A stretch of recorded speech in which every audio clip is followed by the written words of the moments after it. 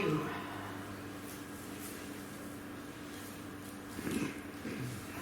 It can also be not so good, it's fine, you know. I'm not asking how are you for me, so that you kind of just say good. You can also be like, no, I don't like this, it's too difficult. It's painful to hear about these things, because it is. Yeah, it's painful. I mean, at one point we really become aware that it's our own responsibility, this whole thing. We can't blame it on anybody else. And if we really understand what that means, it gives us two great possibilities. Means, you know, I can do something about this because it doesn't depend on others. But also, it's not so easy to transform the mind. So we need to do it. We can't just hope that it will happen at one point. So then that's what the difficulty is. I think also Ringo Tulku at one point, he said he asked people what for them was the most difficult thing to do, then what they thought was the best thing to do, and if they would like to explain Buddhism, how would they explain it? So one man came up, he said for him the most difficult thing in Buddhism is that you have to do it by yourself. The best thing in Buddhism is that you have to do it by yourself. And how would you explain Buddhism? That you have to do it yourself. Yeah, there's no creator God who kind of you can pull to your side by being very kind or, you know, praising him, having devotion, that then you think, okay, he will help me. That doesn't exist. The Buddha has absolutely no bias, and the Buddha is also not a Buddha. The Buddha is very compassionate, like Jesus.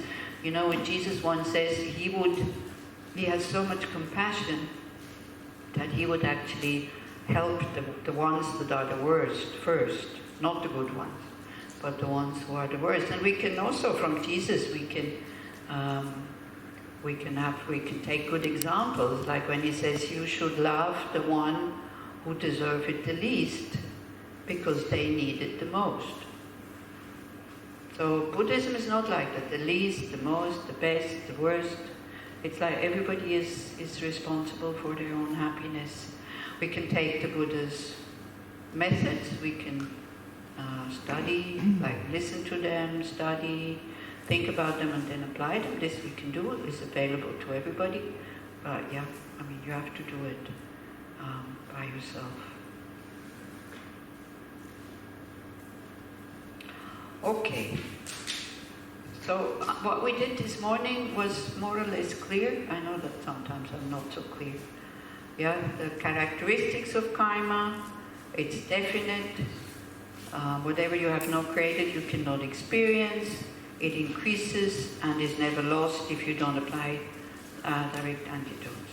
Okay, so that's the characteristics. Then the most important thing, what is that makes an action complete, is an intention, an object, you do the action, and then the completion of the action. Then it becomes complete. If any of this is missing, it still creates potentials in our mind, but it's not very, very strong.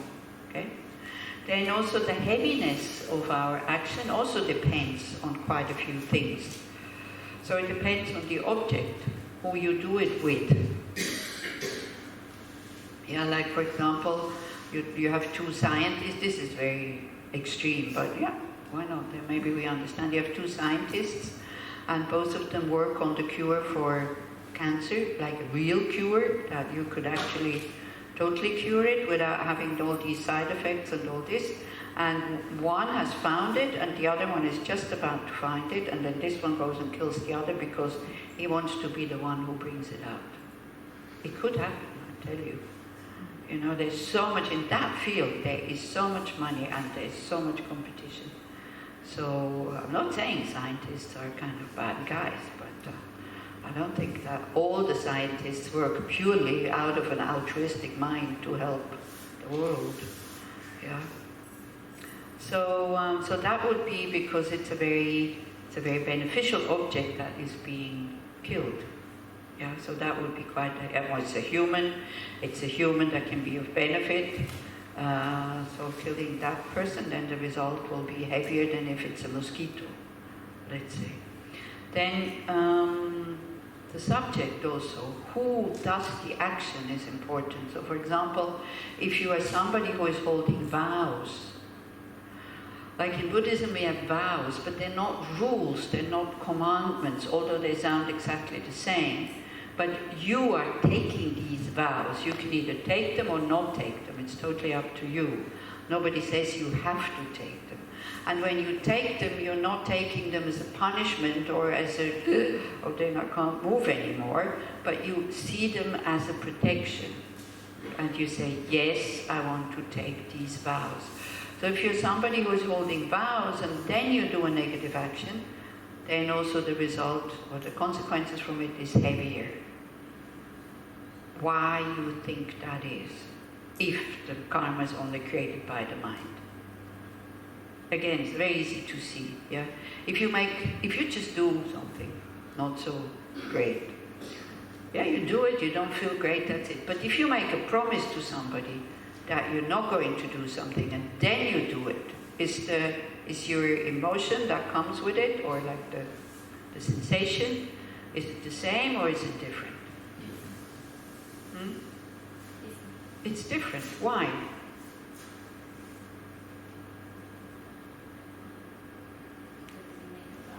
Yeah, because you made a promise, that is why. Because you decided not to do it and you made a promise. So then already, I mean, the suffering then in the future, that, but already while we are breaking the promise, already that brings a lot of suffering. So you see, also very often in the teachings you can read that we are very confused. And it's no wonder that we are confused, because deep down, like spontaneously, I'm sure all of you want to be generous. Yes, no? You want to be patient. Yes, no? You want to be peaceful. Yes, no? Some people don't know what they want. You want to be loving, compassionate. But then when the occasion comes and we could actually be that, then we run away and do the opposite. So our automatic pilot goes into the direction of generosity, patience, love, compassion, all this. And again, now don't look at others. We don't know where their automatic pilot goes. We have no clue. But if you look at yourself, you know, if it would be easy to be generous, loving, compassionate, and all this, and we would have a choice, I would choose it. What about you? Of course, yeah. But we don't have a choice. It has, or the choice has to be created. So then, of course, we get confused on a more subtle level, maybe, because on one hand, yes, we want this, but then when the occasion comes to practice it, then we do the opposite. So how can we be in balance? Yeah. How can we feel good about ourselves when we see that we are not really doing what we actually set out to do? Yeah. So this is where also a lot of our confusion comes from. So the subject is important. Yeah. And when I started practicing using my speech, before that, a long time, I was in a bad mood. I would abuse somebody, especially if it was somebody that I wasn't depending on, or it was somebody that I think I owned them because they're family or very good friends. No, it's strangers. Yeah. But then all of a sudden I started practicing awareness and mindfulness and this and karma and all that. All of a sudden I started to feel bad about doing these things, which before I didn't feel bad at all. So the feeling bad is actually necessary for some change to happen. Yeah. But it is so tricky. What is a healthy feeling bad and what is an unhealthy feeling bad? And who can know that? Only yourself. So again, the more aware you are, the more you know yourself, the more honest you can be with yourself. And also when we are not honest with ourselves, we don't notice it. Because if we would notice that we're lying to ourselves, that this is a lie, we wouldn't believe it and then we wouldn't act on it. Yeah, like very often you hear that being a spiritual practitioner, it requires like total honesty. But you know, I can think something about myself, and I totally believe that that's true. But it's not only later on then I say, poof, yeah. But at that moment when I'm not honest with myself, I think that I'm honest. Because otherwise, why would I believe myself? Why would I believe my lies if I know it's a lie? It's the same. Somebody lies to you and you know exactly that it's a lie. You don't believe it. Yeah.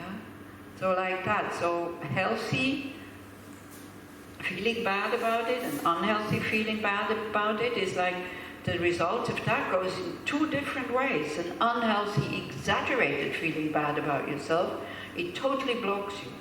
You don't want to look at your mind anymore, you don't want to listen to these teachings anymore because it makes you feel too bad.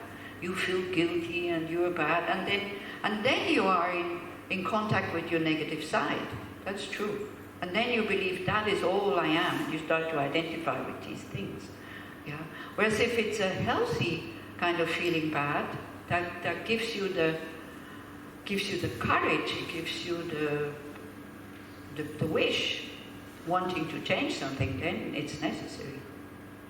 People who are shameless, they are not very good for society. People who don't give a damn about what others think about them and don't have this, or suppress it. I think this can be suppressed, I think. Just don't want to look, or, you know, we can cook ourselves all kinds of stories that what I do, yes, it's negative, but I did it because this and this and this and this, and all of a sudden it becomes justified. Have you ever noticed that? Again, don't look so much on what you do, but we can see it in other people. Yeah?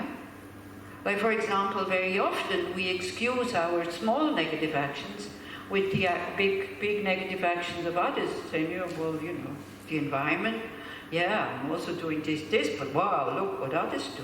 And then we think it's okay. But it's not. We still create karma. You see, if even everybody around me is totally ethical and doesn't create any negative karma, if I create negative karma, it still is my negative karma that will come back as a boomerang to me. And when we understand that, and as I said, you know, this law of cause and effect, it is a teaching, it is a view, but if we accept that view, it can have a lot of benefits. And this is what you, I think, discussed in the discussion groups. Yeah, like the benefit. It can also have disadvantages. Yeah, if you have very, very low self-esteem, and you already think you're a bad person, and then on top of it you hear that whatever happens to you is that you have created it, then you think, oh, then I'm really bad, and therefore I deserve it. And then again we're blocked. But the boomerang is a very good example, where I can give you something that is more realistic. Because boomerang, I use the example, you know, you are in a park and you start throwing it, and then you catch it, and you throw it, and you catch it. It always comes back, right? But all of a sudden it doesn't come back, and you don't know where it is, but it just by, I don't know, conditions of wind and this and that went very far, and then you sit down, and all of a sudden it comes from behind and goes, pop, you know? So it hurts. But because you know that you threw it, it's okay, there is the pain, and you're actually quite happy that it's back. Whereas if you forgot that you threw it, what's the first thing? Who threw this thing? First, you know, yeah. So this is what this teaching actually is all about. Whatever comes back, be it as something pleasant, unpleasant, you know, easy, not easy, is the boomerang coming back. And then if we start to accept that, knowing we don't know, but if we start to accept that, or compare it with the view that we already have and see which view is more beneficial, then maybe when a very unpleasant boomerang comes back, then we can say, okay. And also for some of you, you already know the story, but I was going from the bus from Dharamsala to Delhi many times. And before it is down in Chandigarh, it has a lot of curves. And the bus drivers drive like mad. I mean, it's like... And I brought some apple syrup, which you can only buy in Himachal Pradesh, to Delhi, to a person who had cancer because she really liked it. So I put it where you put, just above the seats. And so, whoa, in the middle of the night, this thing falls down on my head, one of them only, on my head, on the floor. And it didn't break. I tell you, I was so happy. Because immediately I saw the scenario, if this would have broken or cut my head somewhere, broken, and then I bleed, the sticky stuff is on the floor, the driver will not stop, and he goes, da, da, da, da, da. So one thing is, I was very happy that it fell on my head and on somebody else's head, because of that. I really would have gotten it if it would have fallen on somebody else's head. The other thing, it wasn't so bad. I just had a bump and it hurt, but that was it. So this is by taking that on board. But it doesn't mean then you say, oh, okay, it's my karma, and you put the bottle back. Yeah? You understand that this bottle up there, it's not a good thing, and you keep it in your lap. And the other one who was still there, that would be purification. I took it and put it in my lap because I didn't want this to happen again. So this is a skillful way of looking at karma. And if it happens in daily life now, and we see that I started it and there's nobody to blame. I mean, I know there's people who still get very angry, but excuse me, that is really not very skillful, is it? Yeah, if you start to get really angry and furious about what you've just done again and again and again and again. Some people do it, but that's not what is meant to be. Okay?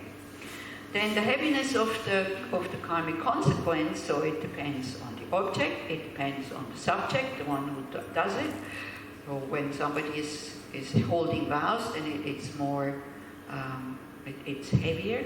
Then it also depends on the motivation. Very much so, actually. You can have a motivation to really hurt or harm somebody because you hate them. Or you can have a motivation to actually protect somebody and then use anger. So it's not the same thing, right?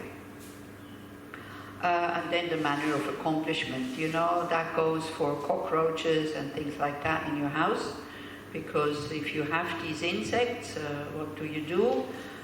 Are you the good bodhisattva and say, oh, there's nothing I can do, I should kill them, I go and ask the neighbor? So he gets the karma. Or we just let them multiply and multiply and multiply. That's also not very skillful because at one point you have to give up your house. So then if you do need to do something about it, there's one thing that make a strong kind of dedication or, like a wish, may this never happen again. May I never again be in that situation. And then do something swift, quick, recite mantras for them, wish them a good rebirth and all this. Now again, see, this can be totally hypocritical, but it can also be genuine. It can also be genuine that, and this is the danger about this, this is where you see that in order to practice these things, you have to be mature. Because otherwise, you can do anything you want. And say, oh, but my motivation is very good. You can eat meat by saying, I create a connection with these beings. Yeah? So because we have a connection and I owe them something, I will lead them to enlightenment. And this can be genuine. But it can also be totally fake. So for me, I prefer not to eat meat because I know it would be fake if I think like that. Yeah? Do you see what I mean? Yeah? So with this, because the main part is motivation, this is why it becomes complicated. Yeah? And the more open you are and the more calm you are, the more you know what is genuine and what is not genuine, the motivation. But there's so, it depends so much on the motivation. And as I said, sometimes we think we have a good motivation. But then when we look a little bit underneath, a total self-interest. But just being packaged as some kind of bodhisattva deeds. Everybody knows what bodhisattvas are? Really? You can say if you don't know, because one is not born with the knowledge what a bodhisattva is. Everybody knows, I don't need to elaborate on it. I'm going to test you, my dears. Whom shall I test? Noah, what is a bodhisattva? Bodhisattva is someone that became enlightened but came back to help the others. No, that is a Buddha. No, I meant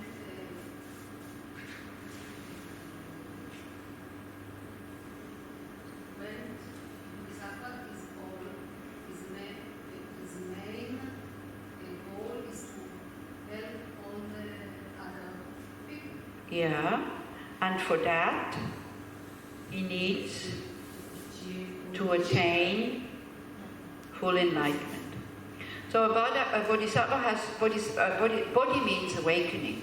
Yeah, like awakening from the slumber of not knowing the nature of phenomena and not knowing the nature of our mind. So when we are awakened from that, like that kind of awakening means body. Sattva means a being. So we have a lot of self-interest. That is natural for us, and it's good. I'm not saying you shouldn't have that, but not just. So first we have to look after ourselves, and this is why we have these teachings on karma, so that we know how to behave in the world, so that we can attain that goal. So somebody, a bodhisattva is somebody who spontaneously, the same way as spontaneously I have a wish for myself to be well. Do you have this wish? Yeah. And it's spontaneous, so it's a good thing. The only thing is we're doing the wrong thing in order to fulfill the wish. But the wish is good, the wish is there, it needs to be, it needs to be there. So then that person widens the spectrum of that, and it includes not just me, but all sentient beings. So it's also a training. One trains like that, so it's quite big. Yeah. So bodhisattva is somebody who wants to benefit, and definitely not harm anybody, but who wants to benefit all sentient beings, and then understands, in order to be able to do that, I have to attain full awakening. So when you look at, here we're talking about ethical conduct, yeah, like being a non-harming person. So then you can have different motivations. Like the first motivation, which needs to be there, is I don't want to harm others because I don't want to suffer in the future. But it's very small, very limited, but it's a good thing. Imagine if everybody would live according to that principle. I don't want to harm the environment because, I will have to come back. I don't want to come back to a Mother Earth who is even more destroyed than she already is. If everybody would believe that we have to come back to this place, not in a next life, we would be much more careful. The same way as when you leave your house, when you go on a holiday, you take out the garbage, isn't it?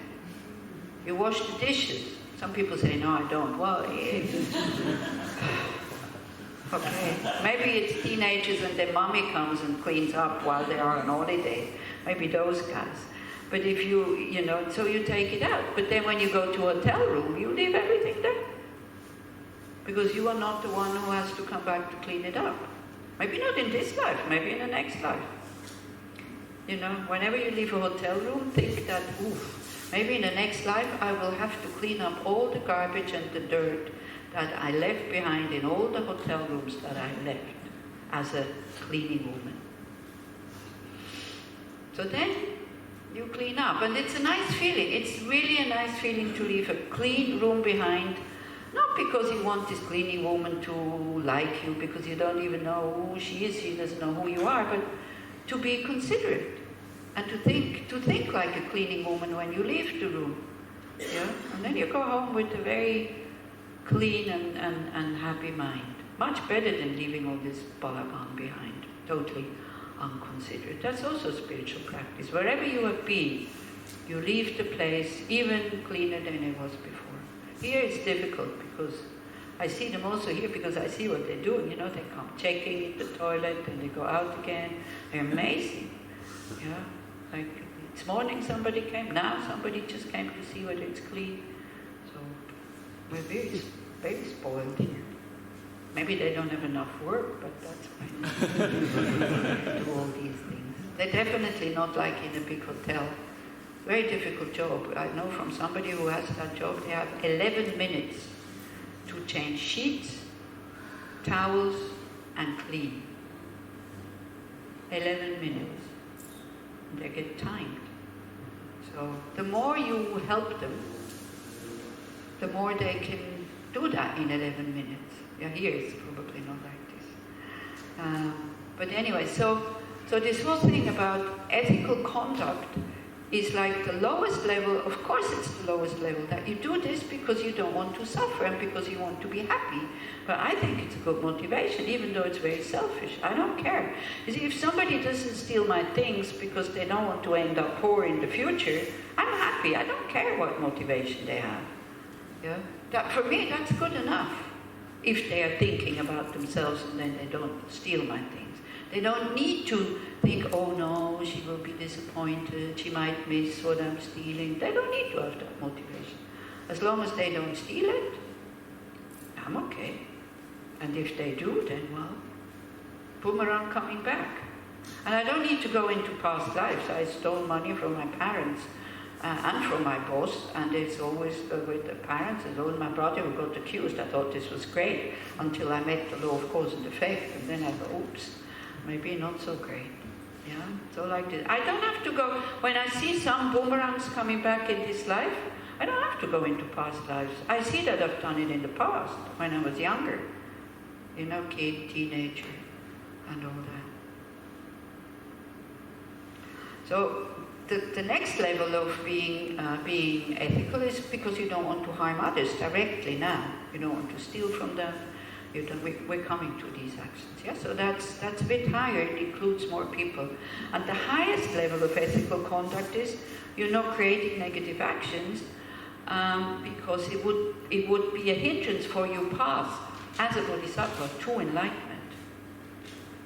Because it pulls you back again and again and again, because you get reborn in states where you cannot practice. So that's the highest motivation. But we have to start with the lowest one. And don't be afraid, it's not selfish. It's good also for others if you are non-harming. It's very good for others. Yeah? Do you understand? Yeah, don't think you have to wait until you have the highest motivation before you can change something. Okay, so then we come to the actions. So the non-virtuous actions, or the non-skillful actions. Then with the actions, as I said, there's like 3 doors. 3 things that we can act with. So one is the body, one is the speech, one is the mind. So with the negative actions, you have 3 of the body. 3, we're staying with the non-virtuous or unskillful actions. The first one is killing. The next one is stealing, like taking what has not been given.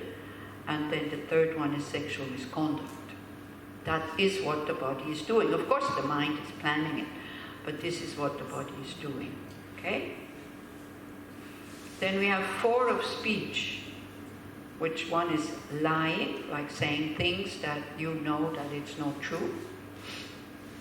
Slander, or spreading rumors about somebody.